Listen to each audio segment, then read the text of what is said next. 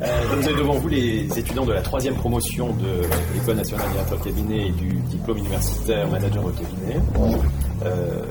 Donc vous êtes le parrain et c'est un grand honneur que vous nous faites et que vous leur faites.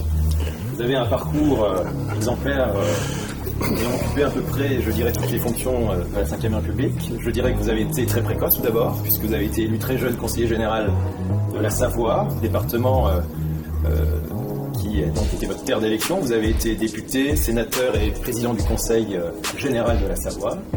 Vous avez co-présidé d'ailleurs avec un sportif connu émérite, Jean-Claude Kelly, le comité d'organisation des Jeux Olympiques de Belleville en 1992.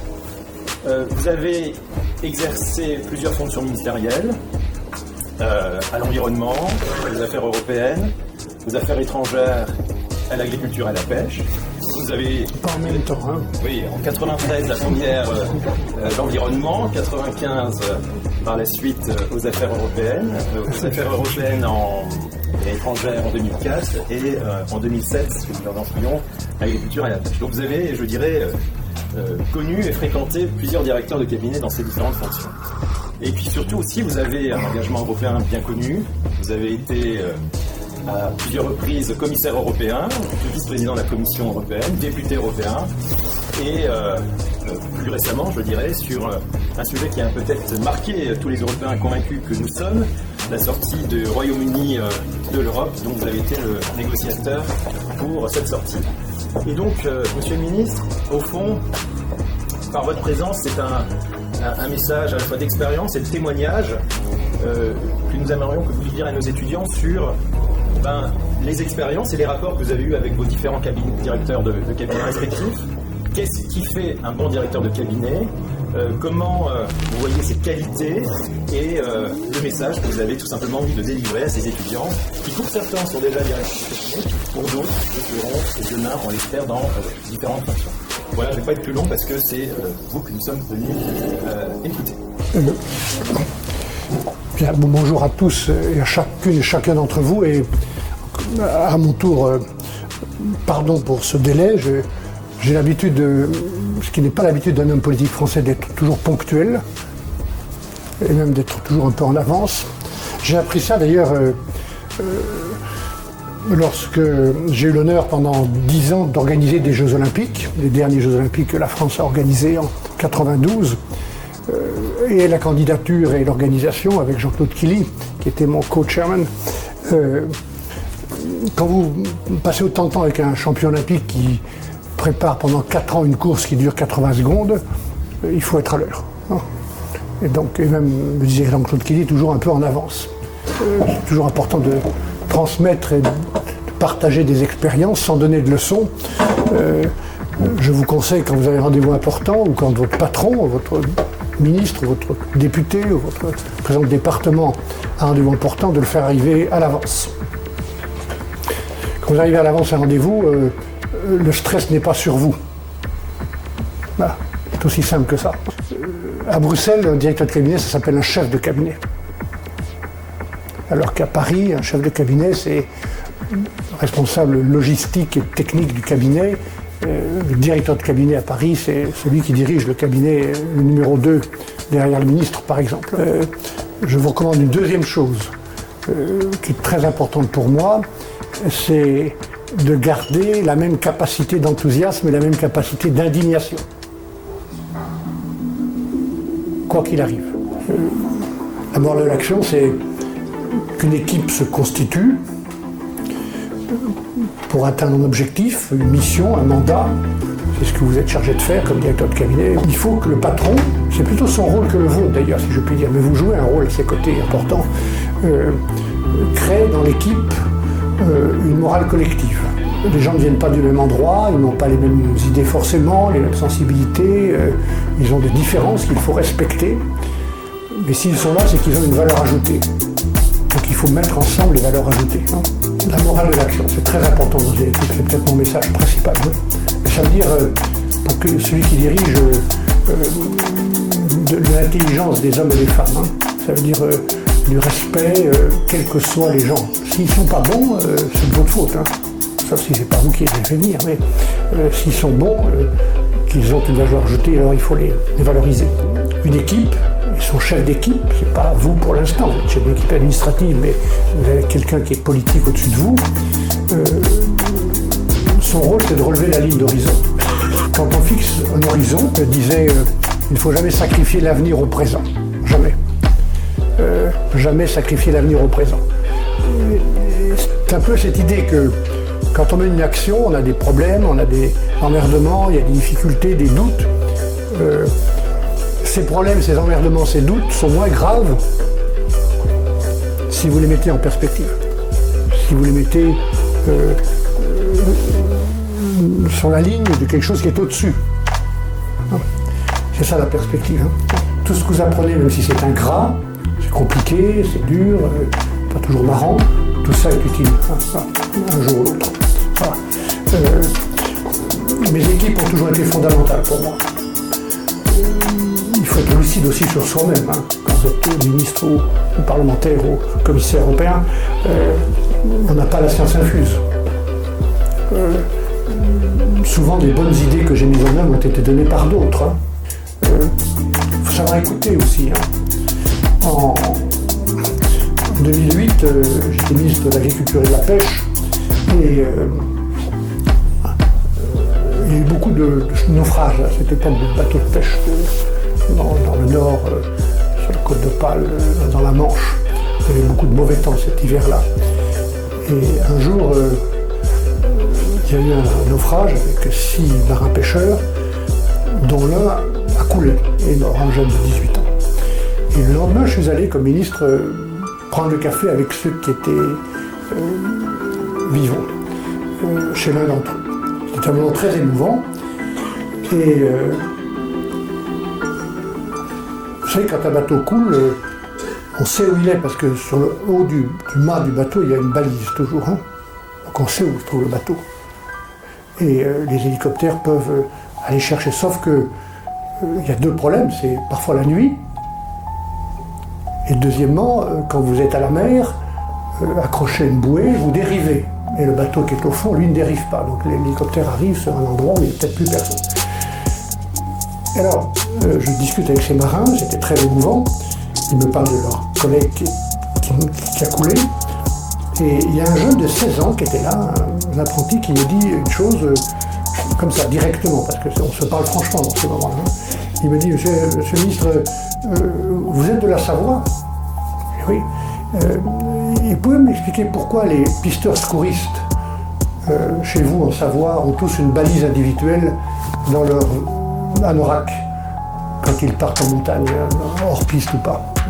Et pourquoi nous, on n'a pas une balise comme ça dans notre vêtement de flottaison qui est obligatoire? Et voilà comment un jeune pêcheur de 16 ans m'a donné une idée qu'aucun de mes fonctionnaires du ministère ne m'avait donnée. Et voilà comment j'ai décidé, en revenant de cette rencontre, d'équiper les 4000 pêcheurs français d'une balise individuelle qu'il a fallu faire rechercher, parce qu'une balise, c'est pas un truc comme ça, il faut qu'elle soit intégrée dans un vêtement, petite, efficace. Voilà. Donc, il faut savoir écouter aussi. Il faut une morale collective, il faut de l'honnêteté. Vous serez directeur de cabinet, j'imagine, plutôt dans les collectivités publiques. Vous gérez de l'argent public. L'argent public, c'est de l'argent qui n'est pas le vôtre, et c'est celui de tout le monde. Des gens qui votent pour votre patron, qui ne votent pas pour votre patron, qui sont opposés, donc ça mérite du respect, et de l'intégrité, et de l'objectivité. Voilà. Je n'insiste pas, mais il y a eu des temps de grande corruption, il y en a beaucoup encore, trop. Ne mettez pas le doigt là-dedans, même le petit doigt. Jamais. Bon, ma question ne va pas porter tant sur le métier de directeur de cabinet, mais plutôt sur votre expérience européenne. Vous êtes gaulliste, vous êtes européen, donc vous êtes attaché aux institutions européennes. On sait que depuis 1992, à peu près d'adoption du traité de Maastricht, l'importance que l'Europe a sur les États-nations. Pour autant, on peut le percevoir, il y a un détachement entre les citoyens français et les institutions européennes. D'ailleurs, c'est un détachement qui est très marqué pendant les élections européennes où le taux de participation est très bas. Donc ma question, c'est est-ce que vous êtes optimiste plus tard quant à l'idée de voir les Français s'approprier l'institution européenne. Non, mais vous faites un diagnostic qui est juste. C'est pas seulement depuis Maastricht d'ailleurs. Je pense que c'est pas normal que quand on voit l'importance des décisions prises au niveau européen par nous, avec les autres, c'est pas les autres qui prennent des décisions pour nous. En Europe, nous prenons des décisions avec les autres. Et dans des domaines où on a décidé de mutualiser. C'est un mot que j'aime bien, la mutualisation. Qui caractérise bien, à mes yeux, ce qu'est le projet européen. C'est-à-dire des nations qui se mettent ensemble sans fusionner. Elles mutualisent une partie de leur destin, de leur politique, de leur souveraineté, volontairement. Dans ces domaines-là, les autres ne décident pas pour nous, nous décidons avec les autres. Mais encore faut-il l'expliquer. Et comment s'est créé le sentiment populaire que, à Bruxelles, les choses se décidaient contre nous, malgré nous, sans nous? C'est parce que il y a deux raisons. D'abord, l'excès de bureaucratie à Bruxelles. Moi, je pense, mesdames et messieurs, que quand les technocrates ou les bureaucrates prennent le pouvoir, c'est que les hommes politiques leur ont laissé le pouvoir. Donc il faut que les politiques assument. On a besoin de collaborateurs, on a besoin de gens qui savent. Moi, je ne savais pas tout, j'ai jamais eu la science infuse. J'ai toujours besoin de gens compétents, notamment dans des postes très difficiles, comme quand j'étais commissaire au marché financier. J'ai fait 41 lois de régulation. Je ne savais pas tout, j'avais besoin de collaborateurs. Donc aujourd'hui, par exemple, le directeur de cabinet du ministre actuel des Finances français était mon chef de cabinet. Là. Donc, il faut diriger. L'homme politique doit assumer la décision politique. Et la deuxième raison, c'est que vous avez en France comme ça en mer, l'Europe c'est compliqué, c'est abstrait, c'est parfois trop lisse comme les murs. Vous avez des hommes politiques qui passent le moins de temps possible, qui rasent les murs, qui ont l'Europe honteuse, qui décident à Bruxelles. Ils vont décider, c'est les ministres français qui décident, c'est les députés français qui décident. La Commission, elle, ne fait que proposer. Elle est la seule à proposer des projets de loi, des directives, des textes, des débats, et elle exécute. Oui. Mais la commission dont j'ai fait partie comme un ministre européen, elle joue le rôle du Premier ministre collective body. Il y a 27 personnes qui jouent ensemble le rôle du Premier ministre. Mais ceux qui décident, ce sont les députés, la Chambre des citoyens, et puis ce sont les ministres de la Chambre des États. Et il faut que ces gens assument, expliquent.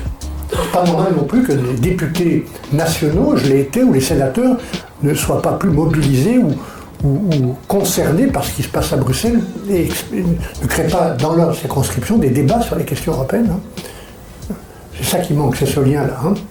Donc, oui, il y a un vrai problème, vous savez.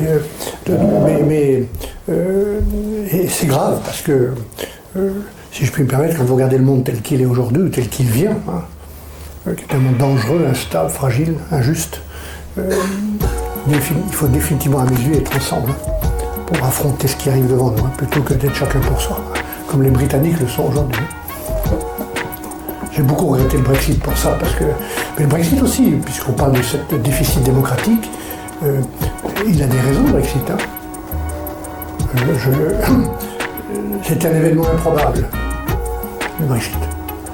Même 2 jours avant, il y a un de mes amis journalistes qui a rencontré M. Farage et M. Johnson. Séparément, ils leur ont dit tous les deux, ça ne passera pas. Et c'est passé. Donc je vous recommande de se méfier d'événements improbables en France qui peuvent se produire, comme l'élection de Mme Le Pen. Et de faire attention et d'anticiper.